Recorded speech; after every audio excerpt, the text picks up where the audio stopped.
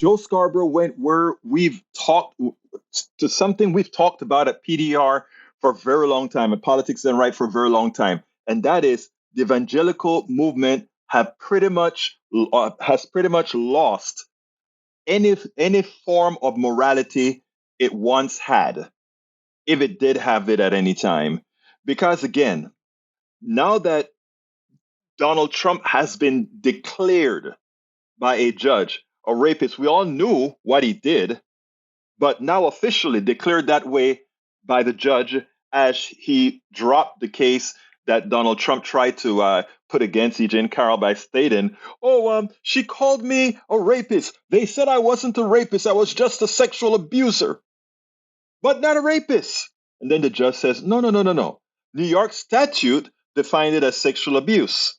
But everybody else, every other place, every other locale called what you did a rape. Therefore, you are a rapist. Check out how Joe Scarborough talks about it here, how he addresses the evangelicals here. And then Charlie Sykes had some insightful words that one needs to listen to. Check this out. We'll take it on the other side. A federal judge has dismissed Donald Trump's countersuit against writer E. Jean Carroll.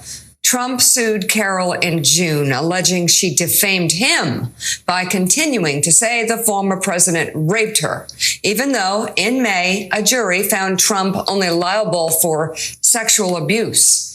Yesterday, a judge ruled against Trump's argument, explaining that while the jury did not find that Trump raped Carroll according to New York penal law's narrow definition, her allegation of rape is not defamation because the word's common and more widely understood definition is broader. Charlie Sykes, this morning, Gerard Baker in the Wall Street Journal wrote a column that you were, I think you were referencing earlier, where he said, Republicans really have to make a choice here. They can continue their year of magical thinking, or they can keep defending Donald Trump and in so doing forever alter the rule of law in America. Very true about that.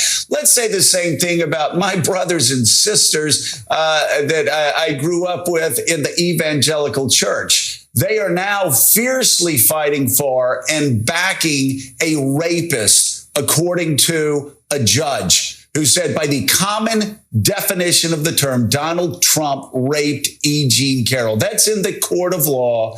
That's not in again, the pages of some left-wing journal. And these are the same people who all collapsed on their fainting couch because Bill Clinton had a relationship with an intern back when he was in the White House and said he was unfit to be president of the United States. A judge has said Donald Trump is a rapist, and yet they line up right behind him, just like these Republicans who are all law and order and rule of law, continue to line up against a guy, and they're doing it in a way that's eviscerating, or they're attempting to eviscerate the rule of law, the Justice Department, the FBI in the process. Yeah, I think where we've come since 2015. Think what's happened to the American conservative movement. Think what's happened to our political culture. It's easy to dismiss Donald Trump as this narcissistic clown, but it is hard to understate the impact that he's had on our political standards. And to your point, look, you are seeing a full out attack, not just on the culture of facts, which we had back in 2016, but now on all of the institutions of our constitutional republic. There's a great piece in the Washington Post that talks about how all the other Republican candidates are going after the courts, the system of law, the deep state, sowing distrust in any institution that might challenge or hold someone like Donald Trump accountable. And the willingness to accept lies, I think has been established over the last few years. But think about the moment we're in right now. Donald Trump you mentioned what's going to happen in the future. It is rock solid certain that Donald Trump will continue to make the threats, will continue to make the insults. Everything that's happening now will get worse, and the Republican Party and the Evangelical Church will go along with it.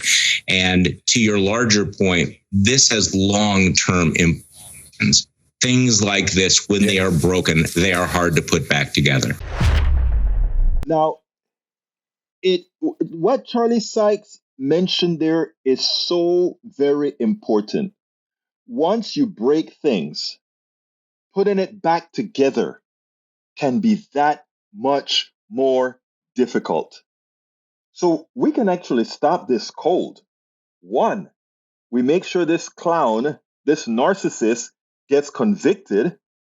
And second, we make sure not only that he doesn't get elected, but none of his cohorts. And remember, that cohort is large. Donald Trump could not do this alone. He could not destroy the country by himself. He had a lot of complicits. And these people that were complicits need to go down as well, starting from Lindsey Graham, the Oklahoma senators, all of them ultimately must go down. We spend a lot of time deconstructing the news, trying to parse it into a form that everybody can understand. We try to find those little nitpicks where it flies above the fray, etc.